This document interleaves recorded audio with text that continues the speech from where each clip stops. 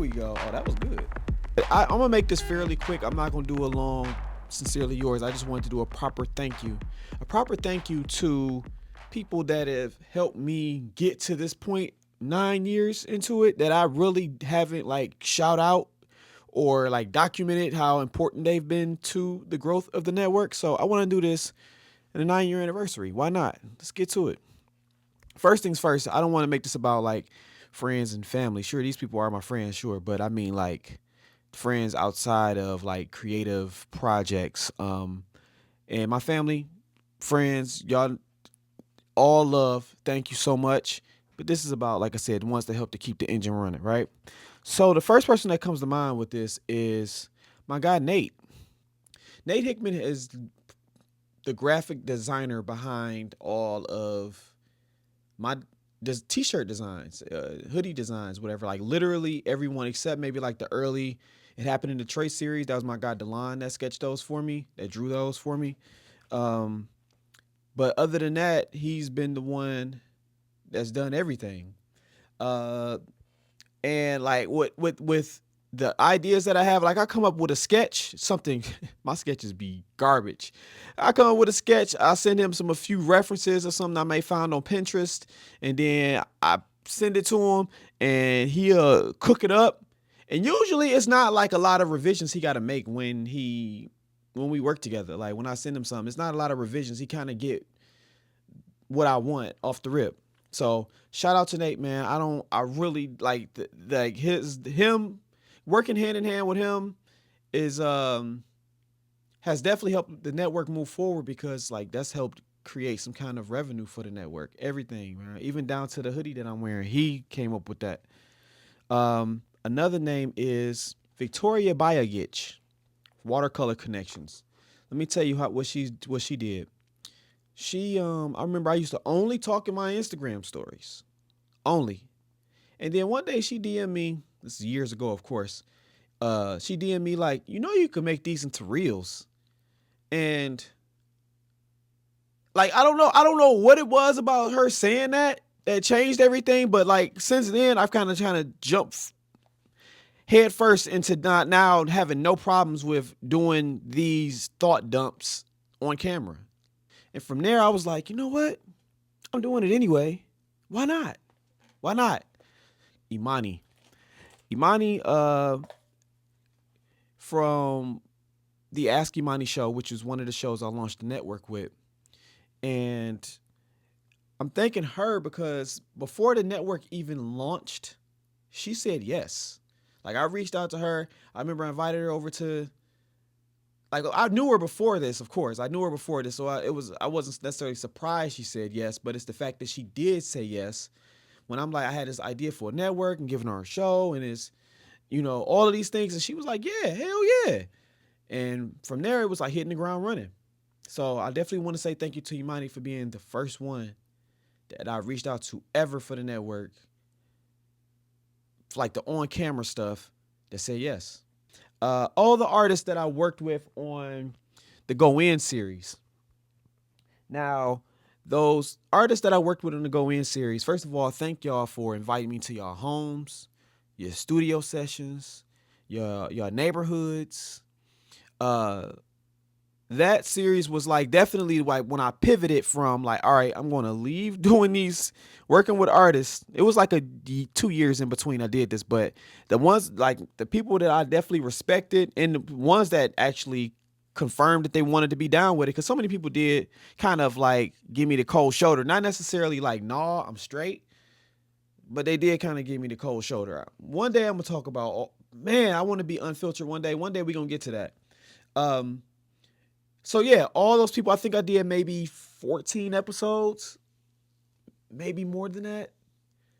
But without those people, like that was like, that was for me, I consider that was easy because all I did was interview people that I knew already and respected musically already, right? So I knew how easy that was just to interview them, and it was also a space where the artists at that time when I launched, there wasn't a space for like artists to get like highlighted, like interview, showcase the music video, show you around the neighborhood type of stuff that what I used to remember seeing watching on TV growing up. There wasn't no space for that.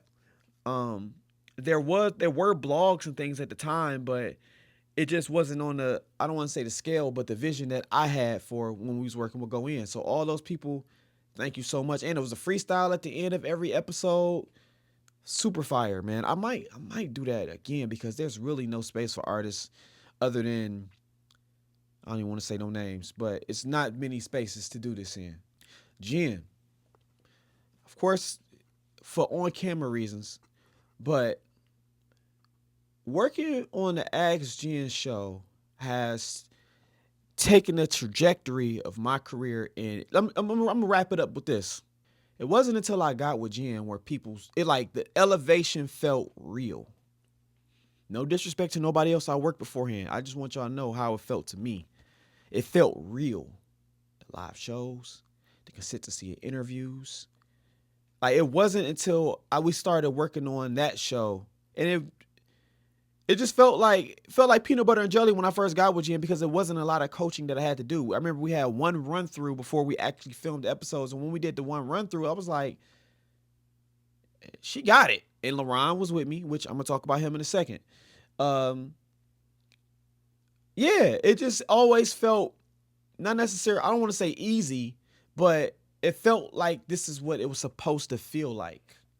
Aaron, Aaron be creating. Let me tell you something about Aaron. Aaron is a real friend of mine. I love Aaron. Aaron, to explain what Aaron is like a potpourri to a room. Aaron is like when I have Aaron involved with a project, I feel like, oh, I could relax a little bit. Not necessarily that like because it's like either with her leading a project or I'm leading a project. With Aaron around, I feel like, oh man, I got this covered. Like we could conquer the world together. Aaron reminds me, not necessarily, I won't say, I don't know how to even to phrase this, but I see myself in Aaron to the fact of I feel like the way I feel like I can do whatever I want to do, I feel like Aaron can do the same thing. Aaron is one of those people I look at and be like, she could do literally whatever she wants to do.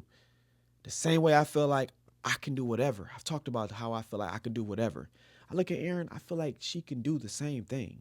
So my respect level for Aaron is very high, very, very, very high. Um, who else is on the list? LaRon. Let me tell you, LaRon came around the network when I was transitioning from doing everything out of Studio A, which was my basement, and trying to move into productions. LaRon was the only one I really like. I'm not quite sure how.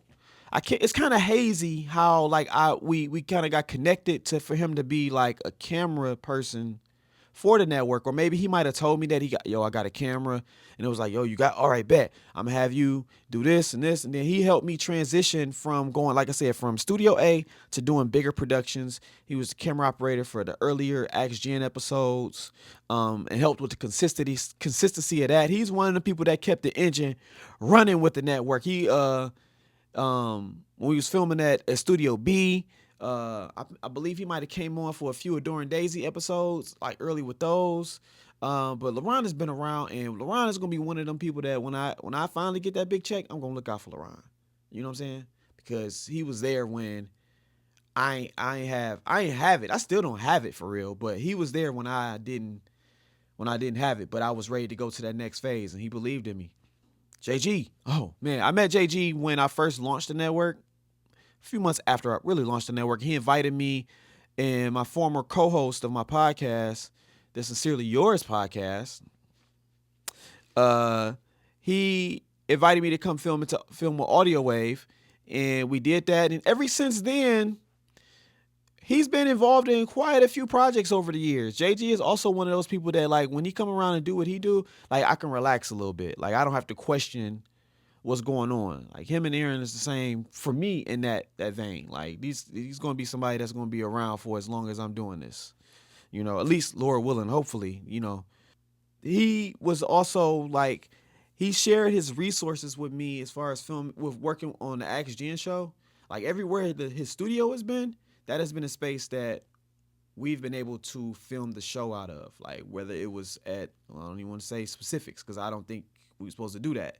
But everywhere Audio Wave Network was at, we was able to do it when we didn't have Studio B. So I had Studio B for about 14 months. So we were filming XG out of that. But outside of before and after Studio B, we was filming out of his spaces. And I am so appreciative that somebody has shared their resources with me to keep that show going.